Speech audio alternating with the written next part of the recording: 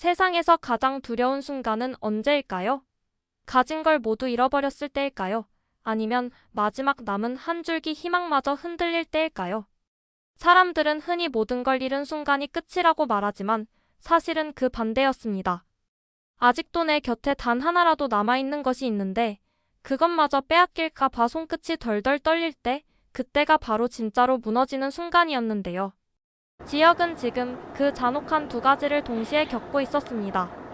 이미 많은 걸 잃고도 버텨야 했고, 남아있는 마지막 것조차 언제 무너질지 알 수 없는 불안에 짓눌리고 있었던 겁니다. 그래서 그의 눈빛은 끝내 살아있으면서도 동시에 끝을 향해 달려가고 있는 사람의 눈빛과도 같았죠. 조건만을 보고 결혼했다는 소문이 온 동네를 휩쓸자 아버지 성철은 아들을 내쫓듯 집에서 쫓아냈습니다. 지역은 스스로는 최선이라 믿었는데요. 그 선택이 가족에게조차 인정받지 못하자 세상에 홀로 남은 듯한 고립감을 느꼈습니다. 철근 더미 위에서 허리가 휘도록 일하면서도 마음 한편에는 내가 진짜 잘못한 걸까? 라는 질문이 떠나지 않았습니다. 하지만 진짜 시련은 거기서부터 시작이었습니다. 지역사회는 그를 돈에 팔린 사위라고 손가락질했고 공사판에서 만난 동료들조차 그의 뒤재기를 흉봤습니다. 그래도 지역은 꿋꿋이 버텼습니다. 가족을 위해서라면 어떤 모멸감도 견딜 수 있다고 스스로를 다독였거든요. 하지만 그게 결국 자신을 갉아먹는 길이 될 줄은 몰랐습니다.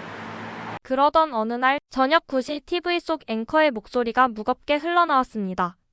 오늘 오후 저수지에서 30대로 추정되는 남성 시신이 발견됐습니다. 순간 은호의 손에 들린 리모컨이 바닥으로 떨어졌습니다. 화면에는 번쩍이는 파란 불빛 속 경찰이 시신을 흰 천으로 덮는 장면이 비쳤습니다. 흙탕물에 젖은 구명조끼 끌려 나온 운동화 한 짝. 아무것도 명확히 보이지 않았는데도 그 모습이 이상하게 지역과 겹쳐 보였습니다. 앵커는 덧붙였습니다. 발견 당시 신원은 확인되지 않았으나 체격과 옷차림이 최근 목격된 인물과 유사하다는 증언이 있어 경찰이 수사를 확대하고 있습니다. 은호는 숨을 몰아쉬며 입술을 깨물었습니다. 며칠 전 본 지역의 피곤하고 초췌한 얼굴, 떨리던 그의 목소리가 뇌리를 스쳤습니다. 가슴이 철렁 내려앉더니 심장이 미친 듯이 뛰기 시작했습니다. 설마 그럴 리 없어. 그럴 리가 없잖아. 옆에 있던 성재도 얼어붙은 채 화면을 응시했습니다. 시신이 실린 구급차 문이 닫히는 순간 그의 등줄기를 식은땀이 타고 흘렀습니다. 불길한 직감이 그를 올가매며 숨조차 쉬기 힘들 정도로 가슴이 조여왔습니다. 하지만 그는 애써 담담한 척 은호를 붙잡았습니다. 진정해요. 아직 신원 확인 안 됐잖아요. 너무 성급하게 생각하지 말아요. 그 말에도 은호의 눈동자는 이미 공포로 흔들리고 있었습니다. 그녀는 핸드폰을 꺼내어 지역의 번호를 눌렀습니다. 신호음이 한참 울렸지만 끝내 연결되지 않았습니다. 받아 제발 좀 받아. 그녀의 속삭임은 점점 흐느낌으로 번졌습니다. 반복되는 부재중 표시가 뜨자 은호는 주저앉을 듯 힘이 빠졌습니다. 머릿속에서는 며칠 전 더 따뜻하게 말을 건넸어야 했는데 그냥 지나치지만 않았어야 했는데라는 후회가 폭풍처럼 몰아쳤습니다. 그때 화면에 자막이 떴습니다. 시신 발견 지점, 목격자 진술에 따르면 남성은 발견 전 며칠간 저수지 인근을 배회했다고 전해져. 은호는 눈앞이 아득해졌습니다. 그녀가 기억하는 지역의 쓸쓸한 뒷모습, 물가에 서 있던 그 그림자가 그대로 겹쳐졌습니다. 손끝이 차갑게 굳어갔고 숨소리는 흐느낌과 뒤섞였습니다. 성재는 은호의 떨리는 어깨를 감싸며 억지로 위로했지만 그 자신도 속으로는 부정할 수 없는 불안을 느꼈습니다. 머릿속에 스친 생각은 하나였습니다. 혹시 정말 지역이? 그 순간 뉴스 자막이 화면을 덮었습니다. 시신 신원 확인 위해 국과수 이송 예정. 방 안 공기는 얼음장처럼 식어 있었고 은호와 성재는 서로 다른 이유로 손끝이 떨리고 있었습니다. 하지만 충격은 거기서 끝이 아니었습니다. 도망치듯 사라졌던 신부 정보아가 지역의 손에 건네준 카드 한 장이 모든 판도를 바꾸기 시작했거든요. 카드 안에는 정우영 회장의 비자금 내역이 숨겨져 있었습니다. 지역이 원한다면 하늘건설을 송두리째 흔들 수도 있는 말 그대로 비밀의 열쇠였습니다. 지역은 파일을 손에 쥐고 멍하니 앉아 있었습니다. 아버지 상철에게 무릎 꿇린 채 살았던 지난 세월, 그 억울함과 분노가 되살아났습니다. 이제는 내가 아버지를 무릎 꿇게 만들 차례다. 속으로 그렇게 다짐했는데요. 동시에 그는 혼란스러웠습니다. 정의감과 분노 사이에서 마음이 요동쳤고 무엇보다 은호의 얼굴이 계속 떠올랐습니다. 한편 고성이는 저택에서 와인을 기울이며 창밖의 폭풍우를 바라보고 있었습니다.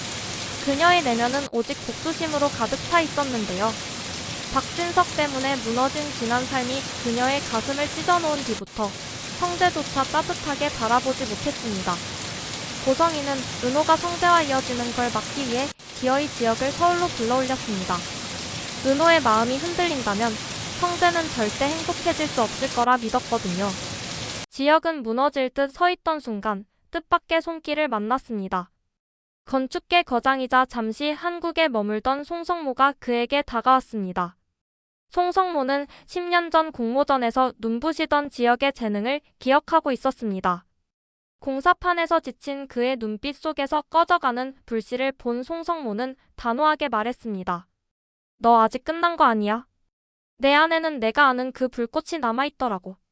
그 말은 지역의 가슴을 흔들어 깨웠습니다. 그는 밤새 송성모와 건축 이야기를 나누며 다시 한번 꿈을 꿀 수 있었습니다. 그러나 기쁨은 오래가지 않았습니다. 도화가 전화를 걸어와 담담한 목소리로 말했거든요. 그 결혼 실패한 거래였어요. 그러니 미련 갖지 말고 받아요. 위자료 말이에요. 지역의 손이 덜덜 떨렸습니다. 자신이 아버지의 말처럼 돈에 팔린 인생이라는 걸 인정하는 꼴이었으니까요. 모멸감에 치를 떨면서도 가족의 얼굴이 떠올라 쉽게 전화를 끊지 못했습니다. 결국 보아는 마지막 카드를 꺼냈습니다. 난 아버지를 믿지 않아요. 그래서 오래전부터 준비했죠. 이 파일 당신이라면 제대로 쓸 수 있을 거예요. 지역은 그 순간 알았습니다. 자신에게 주어진 건 단순한 돈 문제가 아니라 세상을 뒤흔들 무기라는 걸요. 하지만 그 무기가 그를 구할지 아니면 더 깊은 나락으로 떨어뜨릴지는 알 수 없었습니다. 며칠 뒤 인테리어 샵에서 자재를 고르던 지역은 우연히 은호와 마주쳤습니다. 순간 시간은 멈춘 듯 했는데요. 은호는 아직도 지역을 향한 마음이 남아있었지만 동시에 버림받았다는 상처가 너무 깊었습니다. 그녀는 냉정하게 등을 돌렸습니다. 지역의 가슴은 찢어질 듯 했지만 붙잡을 자격이 자신에게 없다고 생각했습니다. 집으로 돌아간 은호는 혼란에 휩싸였습니다. 지역을 보자 묻어뒀던 감정이 꿈틀대며 되살아났지만 그녀 옆에는 늘 따뜻하게 기다려준 성재가 있었거든요. 그날 밤 성재는 용기를 내어 조심스럽게 말했습니다. 이제 선배 말고 그냥 나로 봐주면 안 돼요? 은호는 잠시 망설이다가 조금만 시간을 달라며 웃었습니다. 성재의 가슴은 벅찬 희망으로 뛰었지만 그 순간부터 두 사람의 관계는 새로운 갈림길로 향하게 되었습니다. 며칠 후 저녁 뉴스가 다시 세상을 뒤흔들었습니다. 저수지에서 발견된 시신. 신원이 확인되기 전이었지만 보도된 인상착의는 지역과 너무 닮아 있었습니다. 은호는 전화를 붙잡고 울며 번호를 눌렀지만 연결은 끝내 되지 않았습니다. 그녀는 후회로 몸을 떨며 병원으로 달려갔습니다. 옆자리에 앉은 성재도 얼굴이 창백해졌습니다. 그러나 병원에서 기다리고 있던 건 뜻밖의 장면이었습니다. 수액을 맞고 나온 지역이 은호와 성재 앞에 서 있었거든요. 은호는 그대로 달려가 지역을 끌어안으며 울부짖었습니다. 선배 제발 떠나지 말아요. 얼굴만 보여줘도 되니까 서울에 있어줘요. 지역은 차마 대답을 하지 못하고 그저 낮은 목소리로 미안하다라고만 했습니다. 그 모습을 본 성재의 마음은 산산조각이 났습니다.